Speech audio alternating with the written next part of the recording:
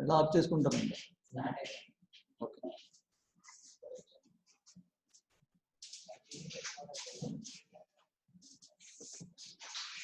Hello students, children, how are you? Where are we before lockdown? Today we are going to learn about virginity, pregnancy and delivery. So what is virginity? What are the medical legal issues in the virginity? So virginity is, continue.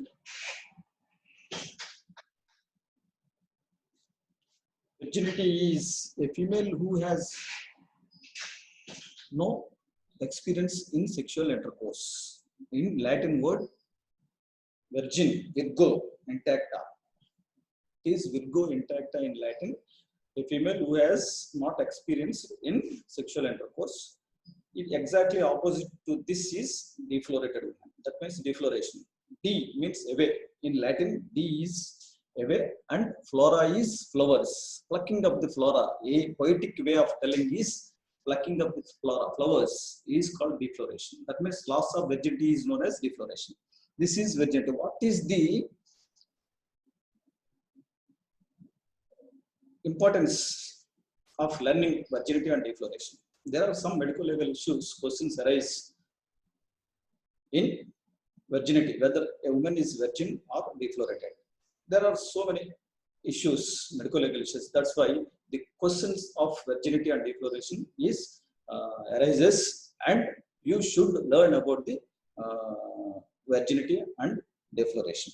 So in the question of virginity is arises in 4 causes. One is nullity of marriage and divorce and defamation and rape. What is nullity of marriage? Nullity of marriage is, according to the Hindu Marriages Act 1955, the nullity of marriage arises is, the nullity of marriage is, the marriage is never existed in the law. That means, according to Hindu Marriages Act 1955, the marriage is defined as contract between man and woman, which implies physical union by coitus. That means without coitus, the marriage, the process of marriage is not completed. That means the contract between a man and woman, which implies a physical union by coitus. So according to Hindu Marriage Act, the end of marriage is by 3 processes. Number 1 is null and void and voidity and divorce. That means the end of marriage, that means nullity of marriage. The marriage, the tontu, marriage tontu పూర్తి అవ్వాలి అంటే marriage complete అవ్వాలి, లీగల్గా అది valid అవ్వాలి, లేదా it may be cancel before marriage is completed, or at the stage of betrothal, ending the betrothal, the marriage can be nullified. So the marriage, at that time, the marriage is not existed in law. So nullity of marriage is, can be happened in cases of when the either party is below the age of marriage age. That means if a boy is less than 21 years and the girl is less than 18 years, the marriage can be nullified. When it is arises, if the marriage has fixed between a male and female, then some allegations has laid by some other person or some either party, that the either party, either bride or bridegroom are below the age of 18 and 21 years, then this marriage can be nullified. When one party or either bride or bridegroom may be suffering with mental illness, then this marriage can be nullified. And number 3 is already either party, either bride or bridegroom may be married before this marriage, already married, then in this case also this marriage can be nullified. And another 4th point is, and this marriage cannot be consummated. That means marriage cannot be fulfilled either by impotency of the husband or allegation of the virginity, then also this marriage can be nullified. So nullity of marriage. Marriage according to Hindu Marriage Act, the marriage is contract between the man and woman, which implies physical union by coitus. So nullity of marriage is nullified by according to these 4 points. And so the question of virginity arises in a case of nullity of marriage. So these 4 points can be treated as nullity of marriage and divorce in case of divorce, and in case of rape and defamation. Defamation means rape. Nullity of marriage, we under 4 headings we learned about the nullity of marriage, and then divorce. Divorce is legally, divorce means dissolution of the legally valid marriage. It is the dissolution of the marriage which is legally valid. In that case also, divorce also, the virginity, the question of virginity can arise. And also defamation. That means when one person is alleged that he is the cause of loss of virginity of a woman, then the man can be sued, can file a suit in the court, a defamation suit, when she proved as virgin.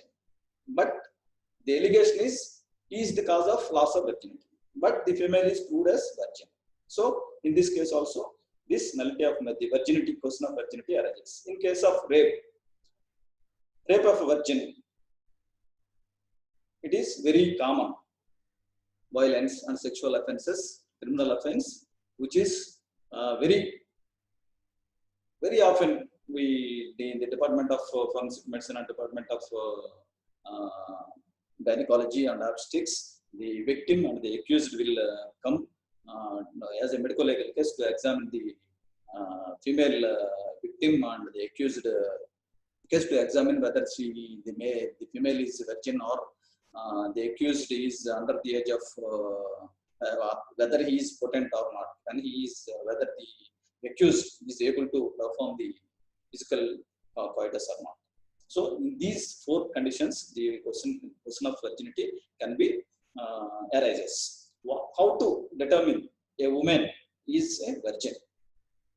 So in this case, you should learn the anatomy of the female genital organs. Your honors in anatomy of physical structure. So the reproductive organs of the female genitalia is very, very important.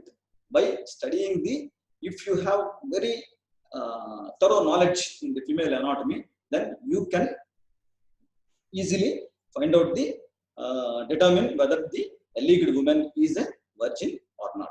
So I need not explain the female genitalia because you are just passed anatomy. But anyhow, I will tell the female genitalia contains the mons veneris or mons pubis. That the mons veneris in Latin it is mound of Venice. It is a pad of fat lying in front of the pubis, and there the labia majora arises, and these comes the 2 folds of labia majora running downwards anteriorly and backwards. And these labia majora and labia minora, these labia minora are inside folds very thin and elastic, and these labia minora fuses in the posteriorly and forms the foreshead, and the depression between the foreshead and the vaginal orifice is the fossa navicularis. Fossa navicularis is the naviculars. In Latin, navicula is the boat-shaped depression between the fossa navicular, between the foreshead and the posterior commissure is called as fossa navicularis. This is the structure, and the vagina is the vestibule, and all this, the female genital organs. The clitoris is formed above the urethral opening, and it is the the labia minora is fuses at the clitoris. It is the key. Clit is key of female reproductive organs. So key organ in the female reproductive organs, in Latin word clitoris, is at the top of the anteriorly at the top of the labia minora, and there is a prepuce fold of skin on the clitoris. It is called as prepuce of the clitoris, and it is the it is the homologous to the prepuce of the female genital organ, and these below this is the below the clitoris there is the urethral opening, and below it is the vagina vestibule, and the vaginal orifice is in a nulliparous woman or young girl, the labia minora are intact, and they will not be seen from the labia majora.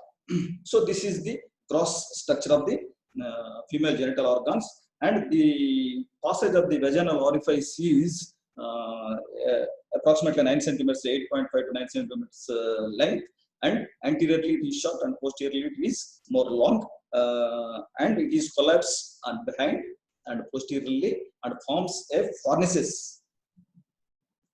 The vaginal canal collapse at its posterior and ends at the cervical opening to form a recess, and these fornices are anterior, posterior, and two lateral, either left and right, and anterior fornices and posterior fornice. The cervix is a slit-like opening; it is crosswise, and this cervical opening and continues with the uterus. So this vaginal opening, vaginal wall is in a nulliparous woman or a virgin woman. This vaginal mucosa is very rugose and very narrow. In multiparous or deflorated woman, the vaginal wall is more roomy. So this is the structure. In virgin woman, the hymen is intact. Very important structure is hymen. Hymen is a folds of mucous membrane in the vaginal orifice. It surrounds the vaginal orifice, and the orifice, the folds or mucous membrane. The hymen is two-dimensional, and it is diameter is 1 mm in thickness. Its diameter in the prepubertal girls is 1 mm. That means 1 year girl is 1 mm thickness, 2 years girl through 2 mm thickness, and so on. 3 years 3 mm thickness, like that. The hymen varies its structure. It might be tough, or it may be thin, or it may be elastic, or it may be thick. So if the hymen is thin, it can be easily tear, or it can be easily torn. But in case of tough and thick hymen membrane, the hymen rupture may not be possible, or it may be elastic. If the hymen is elastic, it can be tortured or displaced. So the displacement, if the hymen must be tear in first coitus, but in this type of hymen, which is elastic and distorted, displaced hymen, the hymen may not be torn. So this is the very important structure of hymen. According to the presence of hymen or absence of the hymen, the female, whether she is virgin or it cannot determine with this single sign of presence of hymen or torn hymen. But you can examine, you should examine the other structures also. That means the posterior commissure and the fourchette, and the depression between the fourchette and the fossa navicularis, the notches and the depressions, ridges present on the fossa navicularis is very important sign. And vagina, these three important structures you should examine, whether the female is hymen, vaginal orifice, vaginal canal, and the fourchette and the posterior commissure. These three structures together examine and can give the opinion of whether she is virgin or deflorated. So the hymen in a virgin woman is in 10 or 11 o'clock position, and if it is deflorated woman, the hymenal orifice is in 5 to 7 o'clock position. So you can observe the clefts and the notches and the posterior commissure. In repeated, a woman who is experiencing with repeated sexual intercourses, or who is delivered children, or even a prostitute, the posterior commissure and the fossa navicularis is like that a rigid scar. But in virgin girl, the posterior commissure is very thin. So this is the very, very important sign in virginity, virgin and deflorated woman. So types of hymen. You should learn the types of hymen.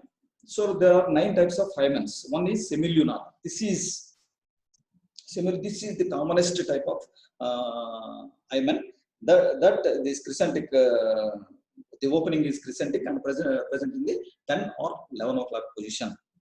And this is the commonest type of hymen. You can see, and you have to examine as a spotter in your practical exam, and this model is in your museum, and this can be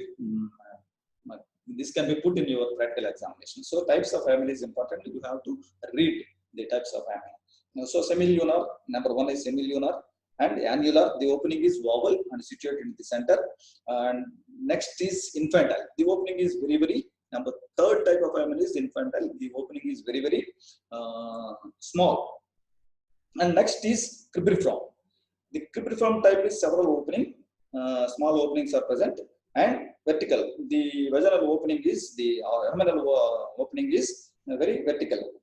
The septate, there are 2 openings present, septate. Number 7 is microperforate. There are very tiny openings present. And then fimbriated. Fimbriated hymen is very, very important. This is the fimbriated hymen is many tortuous folds are present, which are anteriorly placed.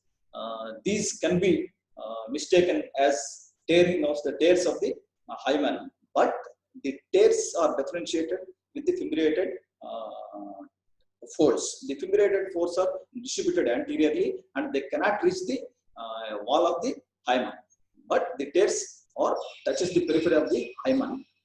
These tears will be situated at the posterior surface of the hymen. So this is the imperforate hymen. There is no opening of hymenal opening. This is called as imperforate. There are 9 types of hymenal types. So this is the very, very important structure to determine whether the female is virgin or deflorated.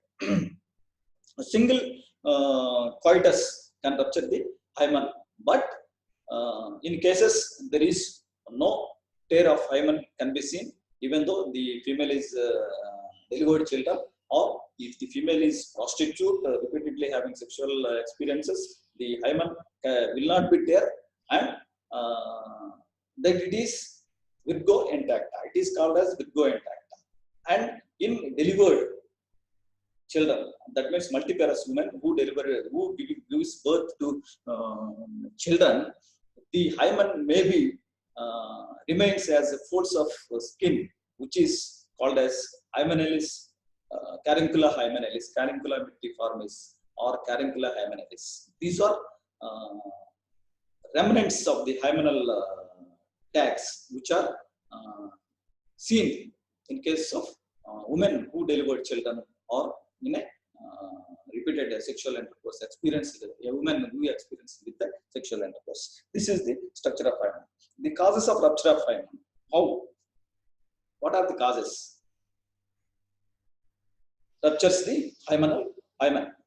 There are many causes, but some important causes are accidental causes. That means when a female fall on a projectile surface, this projectile surface may injure the perineum area, and it may injure the external surfaces of the labia and other parts of female reproductive organs, and may injure the hymen.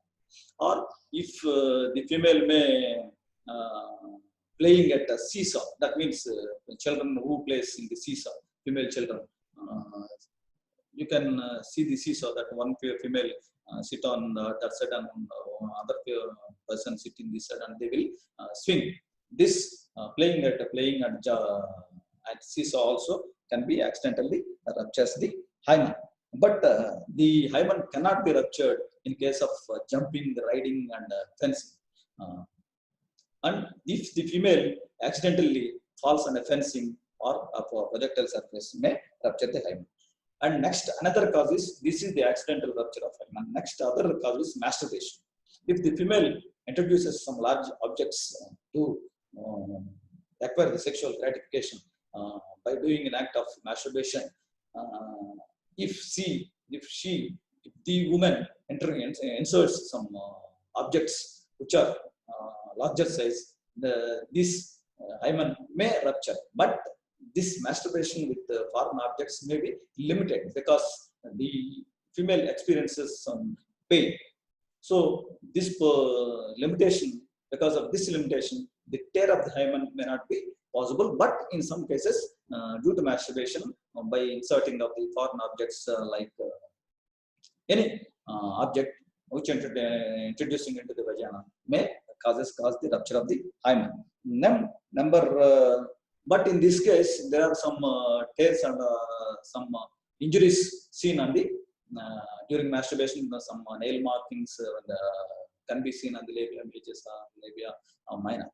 So this can be designated, differentiated as masturbation. So the next cause is surgical operation.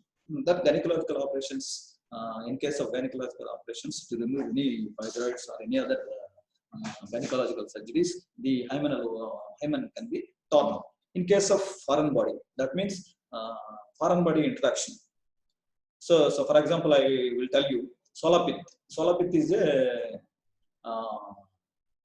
wooden piece, which is a plant produced in in India. It is a wooden pith of that plant. These prostitutes are commonly used this solapith to younger girls. Those hymenal, those vaginal orifice is very narrow. So to enlarge the vaginal orifice, the solapith is introduced into the piece of solapith, this piece of wooden plant introduced into the vaginal orifice. And these prostitutes, the experienced prostitutes who abduct the younger girls to do prostitution, these introduce this piece of solapith into the younger girls' vagina, and these girls asked to sit in a tub of water, and this solapith absorbs the water and expands. So that's why the vagina will be expand. Later they will introduce the bigger size piece of solapith, and they do the same process until they are fit to sexual intercourse. They will do this repeated process to these younger girls which are not fit to sexual intercourse. They will use this process to enlarge the vaginal orifice. This is the foreign body insertion. And then ulceration due to unhygienic conditions, due to protozoal infection or any viral infections or any other fungal infections. They will cause the erosion and the itching. These person may do some tingling sensation, and this female, due to these unhygienic conditions, due to itching and the erosion, the hymen may torn. And then sanitary tampons, when they use the sanitary tampons during the menstrual period, they will cause the infection, fungal infections and protozoal infections. They will also cause the rupture of the hymen. So next, extra reproductive signs of virginity. What are those extra reproductive signs, reproductive organs? Those are breasts. The virgin breasts are, the breast is hemispherical in shape, and these are firm and elastic. The virgin breasts are firm and elastic and hemispherical, and the nipple is undeveloped, and it is around the nipple there is an areola tissue. It is pink in color in fair complexion persons, and dark brown in dark colored complexion persons. These changes in the breasts are due to repeated handling. The breasts may be flabby and expanded. So in sexual intercourse, during sexual intercourses, repeated handling of the breasts, the changes of the breasts will be changed to flabby and large. And during the suckling of the breast and lacting mothers, these breasts are enlarged in size, and the areola may become dark color, and the nipple size will be enlarged. These are the changes in the extra reproductive organs, changes in the extra reproductive organs like breast. What are the medico-legal aspects in this case of virginity? If a person claims that he is a virgin, how to prove a virgin? Mere tearing of virgin will not prove that she is a virgin. Or in case of intact virgins, hymenal intacts, there are true virgins and false virgins. If a true virgin is, the hymen is intact, we will not have any sexual intercourse. In false virgins, the hymen may be intact, but the person may experience with sexual intercourses. The hymen may not be torn out. These are the true virgins and false virgins. And intact hymen, number one, 3 points should be noted. 3 points should be examined to determine whether the person is a virgin or deflorated. Well, number one is intact hymen. The only to identify mere identifying the intact hymen will not prove the female is a virgin. It is a presumption, not definite cause. But next sign is posterior examination of the forecheck and the posterior commissure. Normal forecheck and posterior commissure, which is a thin structure. In repeated, a woman who is experiencing repeated sexual intercourse will be a thick scar. Posterior commissure will become a thick scar, and the fossa navicularis having notches posteriorly present, and in virgin the notches are present anterior. So next observing the structure is fossa navicularis and posterior commissure. And the next important structure to examine whether the person virgin or deflorated is vaginal canal. The vaginal canal is more roomy in deflorated women, and it is very narrow in case of virgin girls. And the mucosal walls of the virgin is rugosity. The rugosity is very clear in virgin, and in case of deflorated children who gives birth to children, maybe the vaginal opening is very roomy and the rugosity is decreased, or the rugosity may be lost.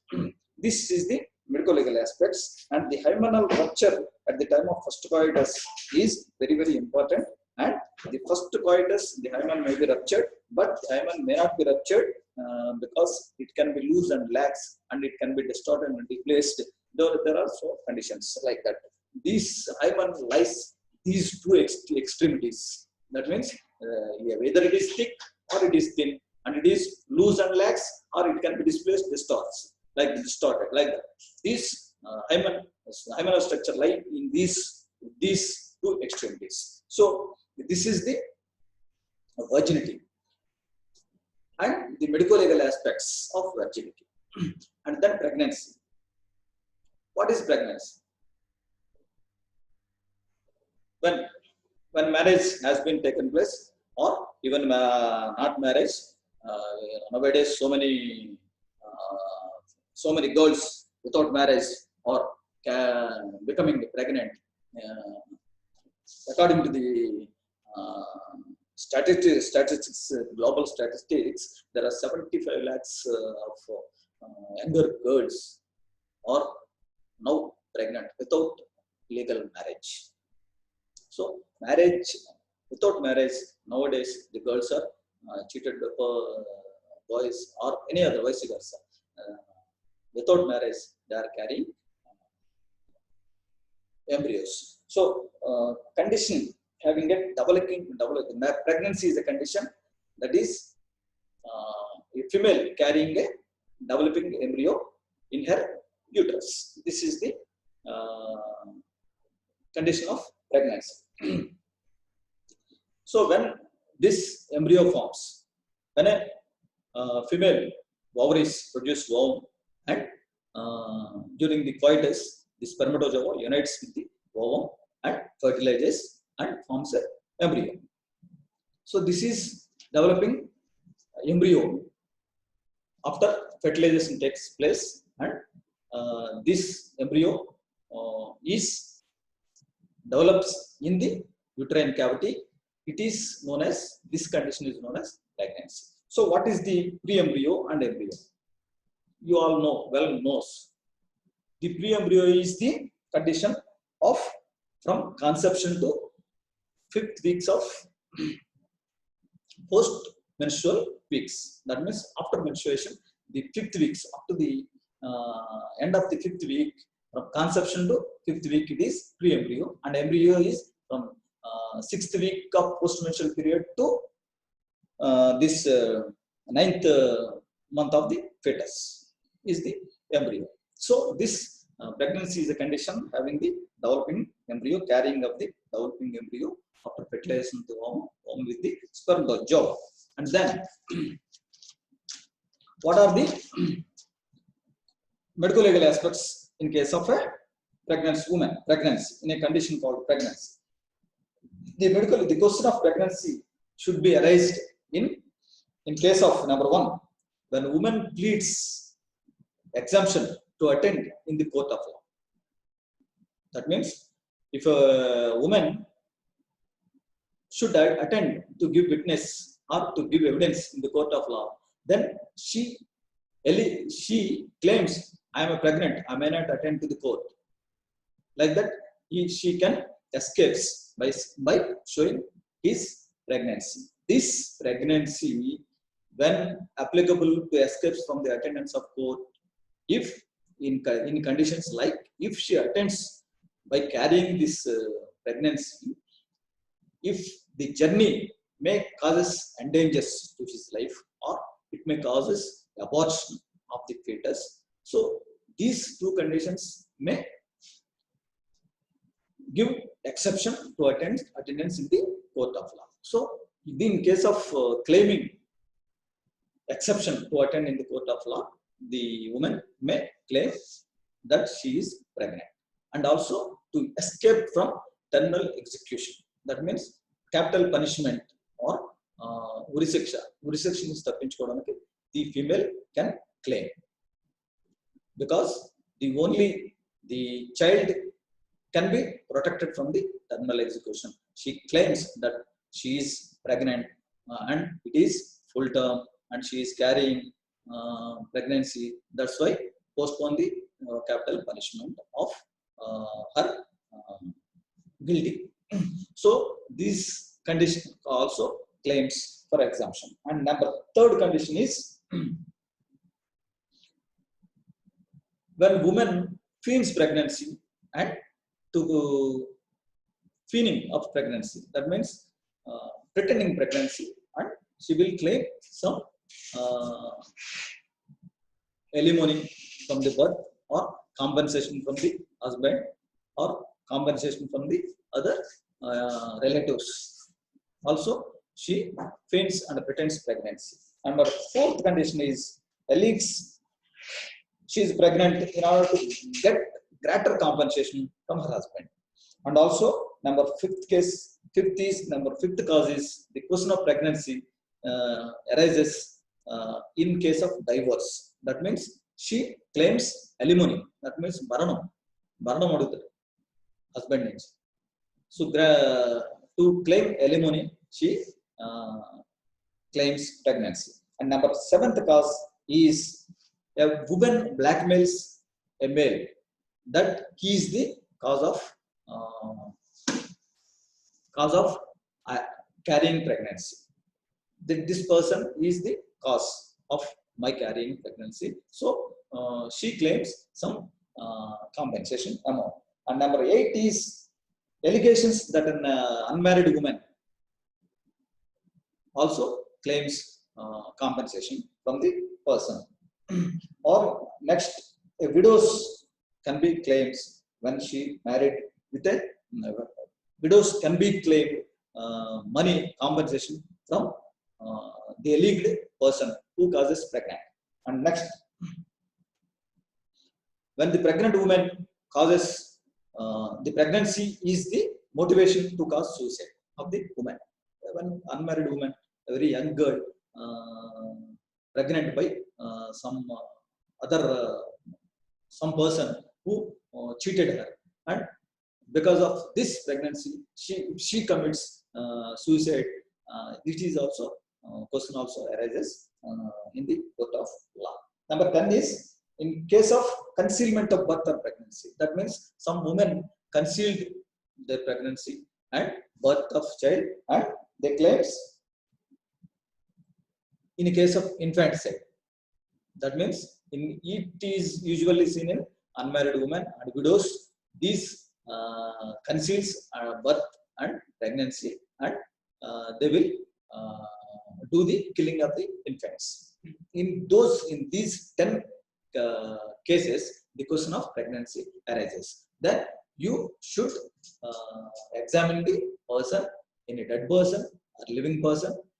You should examine and determine whether she is pregnant, really pregnant or not. So what are the signs of pregnancy? These are very important.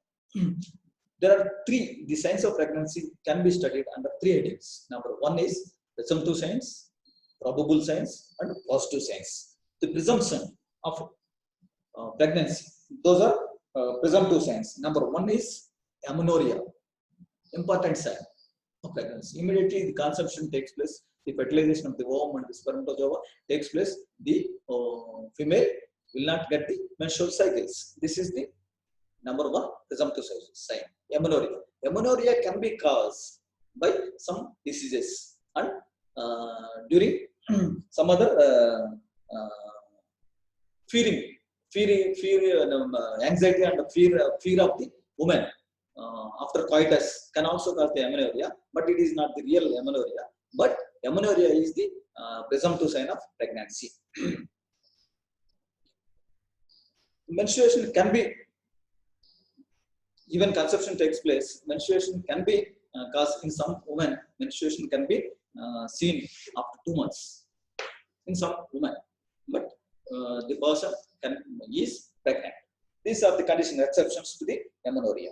Number second presumptive sign is changes in the breasts. So these changes are very important. In a virgin, I told you, the breasts are semispherical and the nipples are undeveloped, and the areola around the nipple is pink color in a fair complexion and dark brown in dark complexion woman. But in the case of pregnant women, the breasts are enlarged and flabby, and the nipple size is increased, and there are some tubercles found in the areolar tissue. These are known as Montgomery's tubercles. These are raised tubercles present in the areola around the nipple. These are sebaceous glands enlarged at the end of the second or third month. These Montgomery's tubercles can be seen, and some secretion, colostrum, may be secreted from the nipple during this pregnant woman. When the breasts are expressed, this colostrum may be thick, secreted. This colostrum contains fat globules and thin secretion, yellowish fluid. Thin yellowish fluid. Colostrum is a thin yellowish fluid. It can be distinguished from other discharges who are very commonly seen. Some discharges from the nipple in cases of breast papilloma and other carcinogenic conditions, tumors in the breast. More common discharge, nipple discharge is seen in duct papilloma. Duct papilloma is a condition that discharge can be seen, but it can be distinguished from the colostrum. It is a thin yellowish color fluid, contains fat globules. This colostrum can be seen in case of pregnant woman. And then after 6 months, this colostrum can be seen around 5 to 6 months of carrying pregnancy. Number third presumptive sign is morning sickness. That means vomitings can be seen in a pregnant woman. This is the this can be seen around the end of the first month or second month or around third trimester pregnancy. These nausea and vomiting can be present during morning. This is known as morning sickness.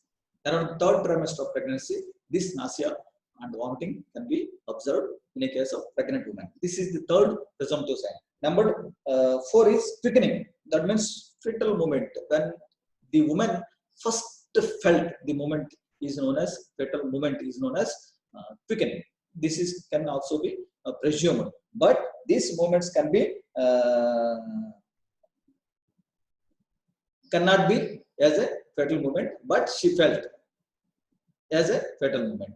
So the first fetal movement the mother felt is the quickening. And number 5 is the pigmentation of the skin. The skin pigmentation will be changed. How? The vulva and the abdomen and axilla become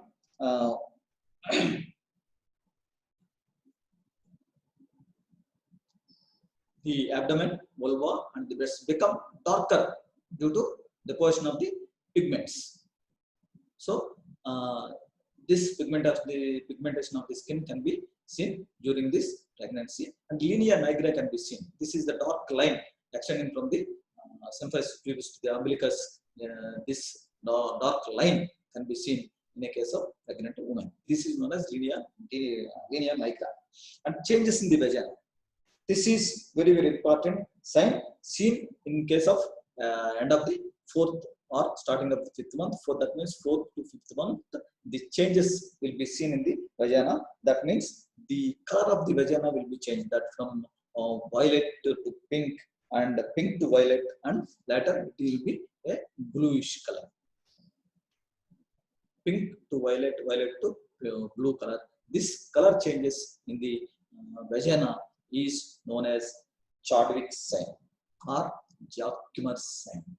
Chadwick sign. Changes in the vagina. Color changes in the vagina is known as Jacquemus sign or Chadwick sign.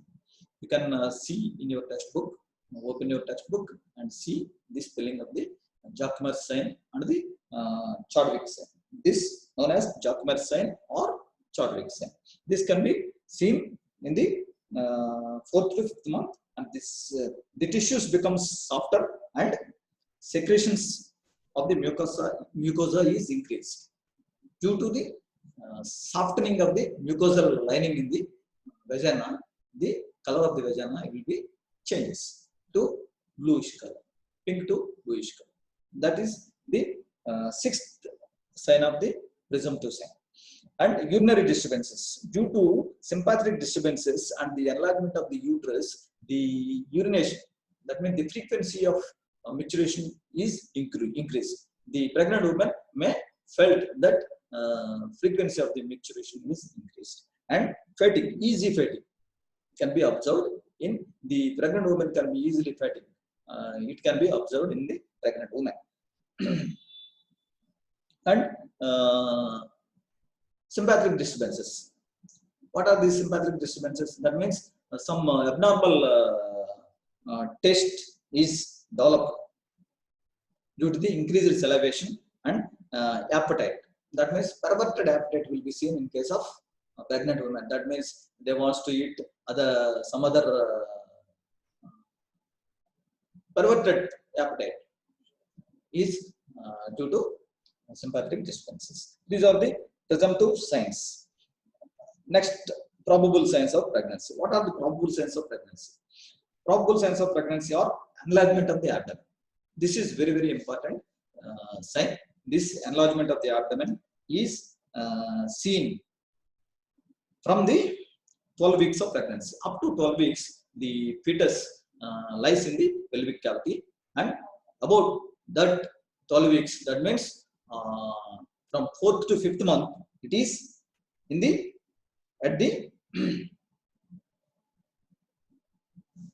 the fetus increases in size, and it is from pelvis the fetus develops, and as due to the development of the fetus, the size of the uterus increases and reaches to the umbilicus at the 5th month.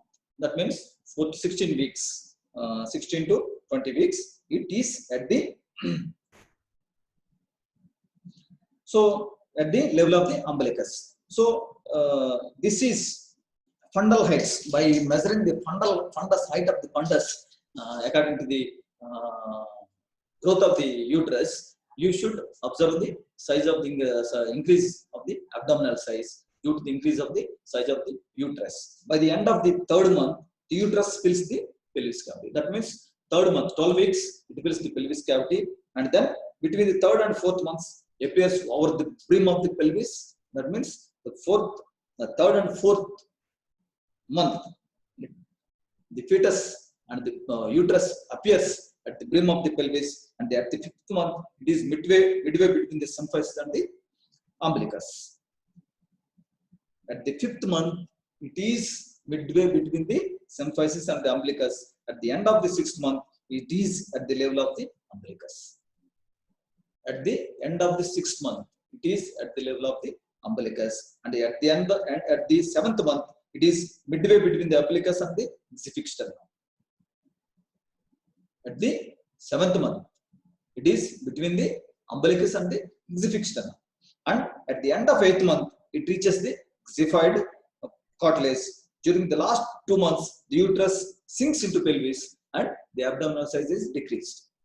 So, last 2 months, that means between 8th and 9th month, between 9th and 10th month, the uterus sinks into the pelvis and it is filled with the pelvic cavity and the whole abdomen.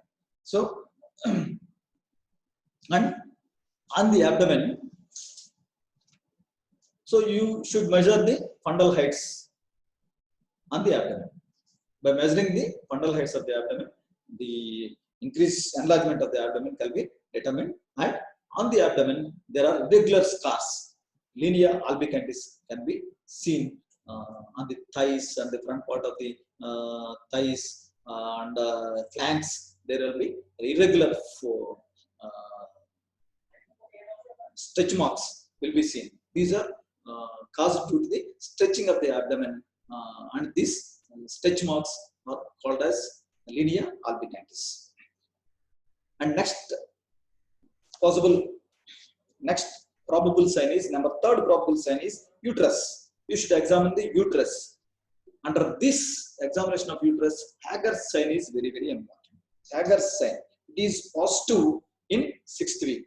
That is, if one hand is placed on the abdomen and 2 fingers passed into the vagina on the other hand, and a firm hard cervix will be felt with your to your fingers.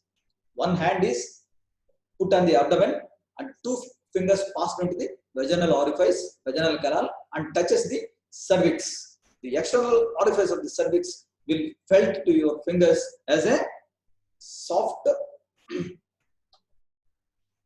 this firm and hard cervix. The cervix will be felt as a firm and hard. This is known as Hager's sign.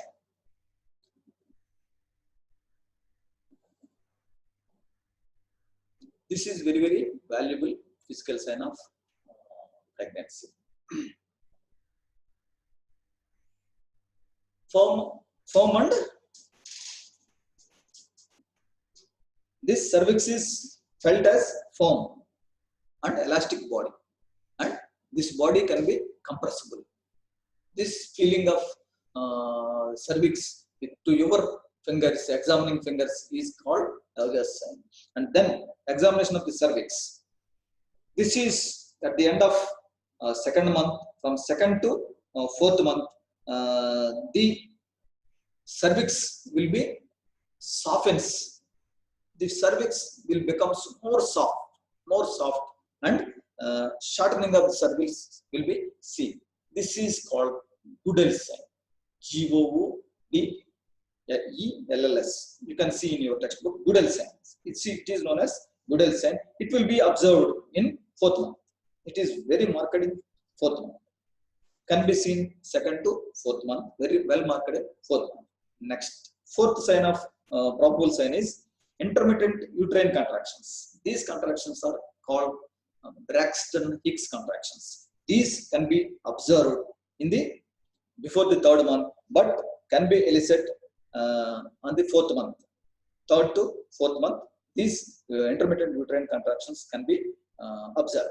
These contractions are called Braxton Hicks contractions. These are these contractions last about 1 minute and relax for next 2 minutes. So these contractions, intermittent contractions, will 1 to 2 minutes. They will contract and relax within the period of 1 to 2 minutes. These contractions are called Braxton Hicks contractions. Then intermittent uterine contractions. After that, ballotment of the uterus. That means toss up like a ball. This uterus will be toss up like a ball. If you press the uterus, if you place the your left hand on the abdomen, and if you push the fetus, and if you pass the 2 fingers on the other hand into the vaginal canal, and you push the fetus can be tossed up like a ball if the amniotic fluid is more. It is called as ballotment. Your palm of the hand, which is placed on the abdomen, will feel as a toss-up ball. If you push the cervix, the fetus, then if the amniotic fluid is more, the fetus lifts like a ball and it touches the palm of your hand. This is known as ballotment. If the amniotic fluid is less, you cannot feel the ballotment. Then the 6th probable sign is uterine shuffle. This is soft blowing murmur which is synchronized with the mother's pulse. Soft blowing murmur synchronized with the mother's pulse. You can auscultate on either side of the uterus. You can auscultate and felt this murmur. It is known as uterine shuffle. Then number 7 is biological tests. These are rapid rat test, and Askim Zondek test and Friedman test. These can be very valuable before 1960s. After that, immunological tests are adopted, and nowadays these immunological tests are seen. Okay, na? Close your hand, okay. Then we will continue this chapter next class. Next class ki nagu adi